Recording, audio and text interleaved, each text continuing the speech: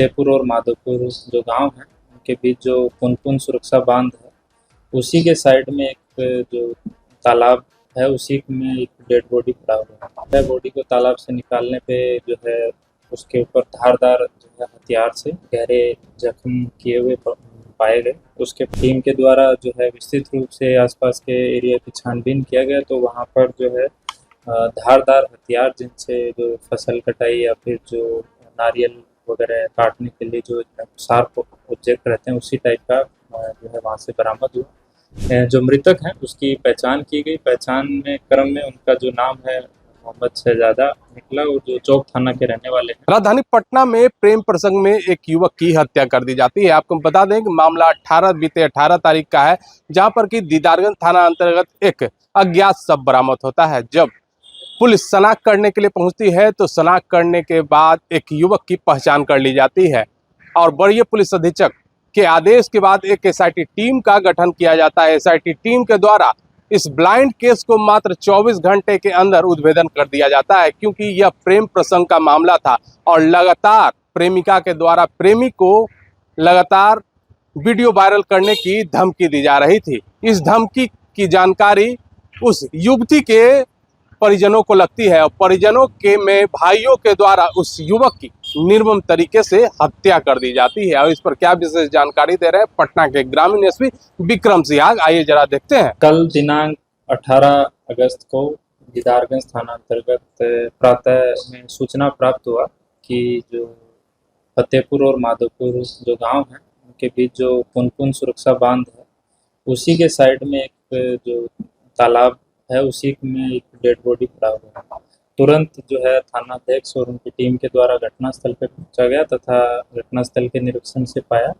कि जो एक व्यक्ति है जिनका शव तालाब के अंदर ऊंधे मुंह गिरा हुआ तथा साइड में एक जो है ई रिक्शा जो है खड़ा हुआ है। उसके पश्चात जो है बॉडी को तालाब से निकालने पे जो है उसके ऊपर धारदार जो है हथियार से गहरे जख्म किए हुए पाए गए। उसके पश्चात जो है आसपास के घटनास्थल के निरीक्षण के लिए एफएसएल टीम को बुलाया गया।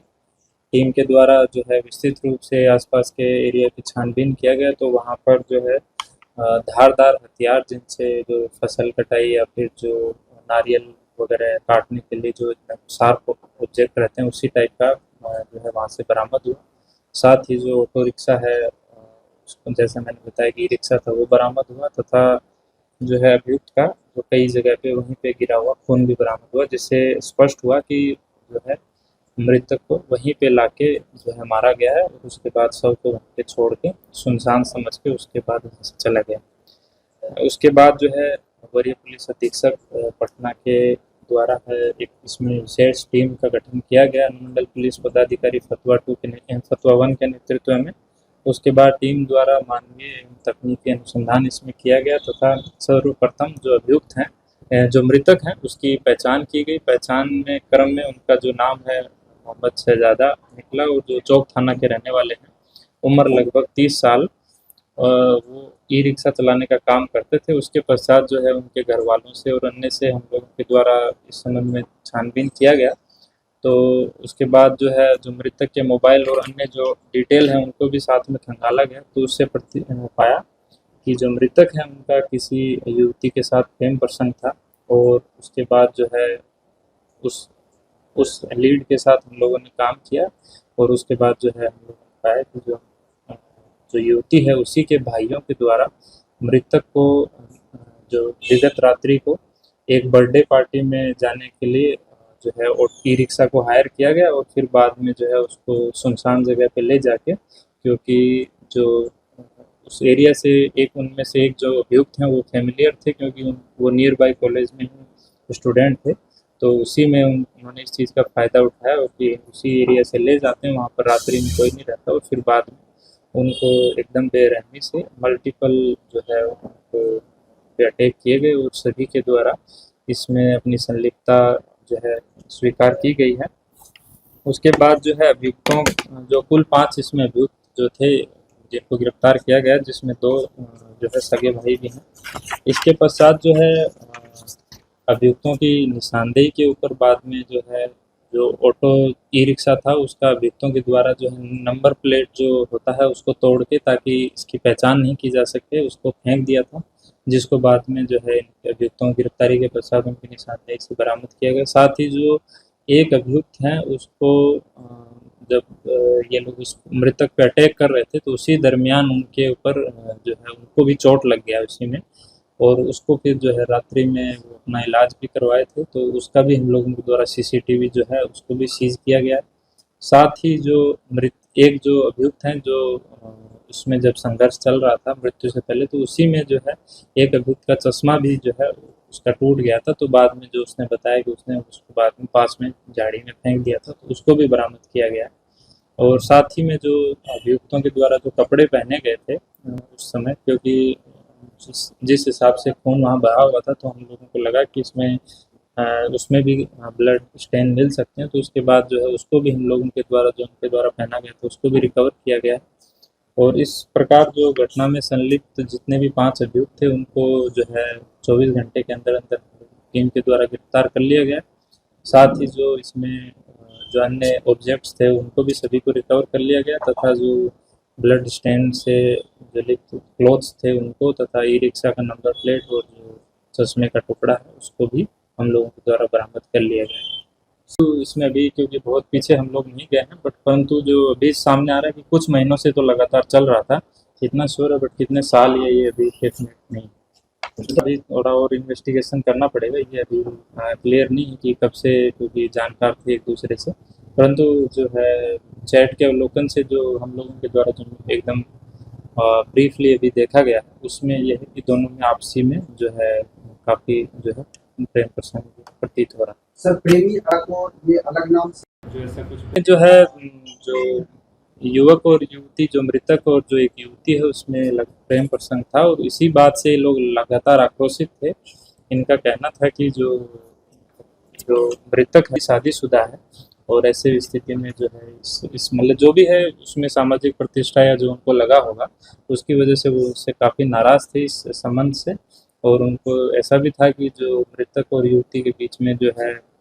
जो व्हाट्सएप या जो भी इलेक्ट्रॉनिक मीडिया से उनके बीच संवाद होता था उसमें भी वो अपना जो है प्रेम प्रसंग की बातें करते थे, तो जो है इससे इंस्टाग्राम वगैरह उससे उनको लगा कि उनकी सामाजिक स्तर पे उनकी जो भी उनको उनका मानना था उससे छवि धूमिल हुई, तो उसी आक्रोश में आके उनके द्वारा ये प्लानिंग किया गया, जिसमें 2 सगे भाई हैं, एक उनका जो है मौसेरा भाई या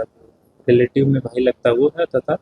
अन्य जो 2 हैं वो उनके क्लोज फ्रेंड। प्रेमिका का बदलाव का योजना किसने बनाया और क्या ये लव जिहाद कर सके? नहीं, ऐसा इसमें जो ऐसा कोई एंगल नहीं है इसके अंदर, जो है जो चैट जो भी रिकवर की गई है उसमें स्पष्ट रूप से दोनों का आपसी में प्रेम प्रसंग था, मृतक और युवती का। और जो जनरल जो एक मानसिकता रहता है कि इससे हम इंटर जो है इसमें जो ऑलरेडी जो शादीशुदा लड़का है या फिर इस टाइप से समाज में हमारी जो बदनामी होगी, जो भी उस जो अभियुक्त को लगा होगा, उसी जो है आक्रोश में आके ये जो हम लोग के द्वारा जो अनुसंधान किया गया उसमें आया है कि उसी आक्रोश में ये हत्या हुई। प्रेमिका को इस चीज़ का पता नहीं था कि उसके जो प्रेमी है उसको इसी जो बर्थडे पार्टी का झांसा या इस टाइप से उनकी हत्या कर दी जाए। कैसे लगे थे ये लोग सर? ये लोग इन लोगों के द्वारा, क्योंकि जैसे मैंने बताया एक बर्थडे पार्टी में जाने के लिए मैंने बताया, तो इसी में एक उन्होंने एक जो है गिफ्ट बॉक्स टाइप का रेडी करवाया था। उसी गिफ्ट बॉक्स में जो है इन सभी ने अपने अपने लिए एक जो है शार्प ऑब्जेक्ट, कोई जो नारियल काटने वाला या कोई जो फसल काटने वाला या फिर जो एक स्क्रू ड्राइवर टाइप का जो रहता है जो आगे से पिन पॉइंटेड रहता है, उसी टाइप के ऑब्जेक्ट इन लोगों के द्वारा लिए गए थे और उनको फिर उस बॉक्स में पैक करके लेके गए थे, ताकि जो मृतक है उसको ये अंदेशा ना हो कि मेरे ऊपर जो है या फिर मुझे ही मारने की प्लानिंग हो गई है, इस टाइप से उसको ना लगे, पूरा एकदम नेचुरल सीन लगे कि सभी दोस्त मिल गए बर्थडे पार्टी में जा रहे हैं, और इसी बात जो है सुनसान जगह देख के फिर उनकी हत्या कर दी। मैंने बताया 2 घटना में सगे भाई भी सम्मिलित हैं, उन्हीं के द्वारा है ये सारी प्लानिंग की गई, और उसके बाद जो बाकी जो उनके दोस्त वगैरह जो है मिले, और फिर बाद में सभी ने अपना अपना थोड़ा दिमाग लगा के उस टाइप से उन्होंने प्रयास किया। नहीं, अभी जो हम इन्वेस्टिगेशन आया उसमें ये मतलब डेफिनेटिव नहीं है, बट जैसे ही हम लोग इसमें आगे, क्योंकि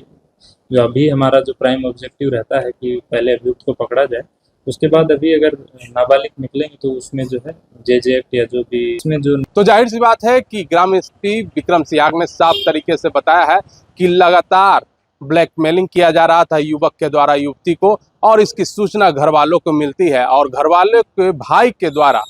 उसकी निर्मम तरीके से धारदार हथियार से उसकी हत्या कर दी जाती है। हालांकि पांचों अपराधी पटना की पुलिस की चुंगल में है और न्यायिक हिरासत में इन्हें जेल भेजा जा रहा है। पटना से NBC 24 के लिए अजय शर्मा की रिपोर्ट।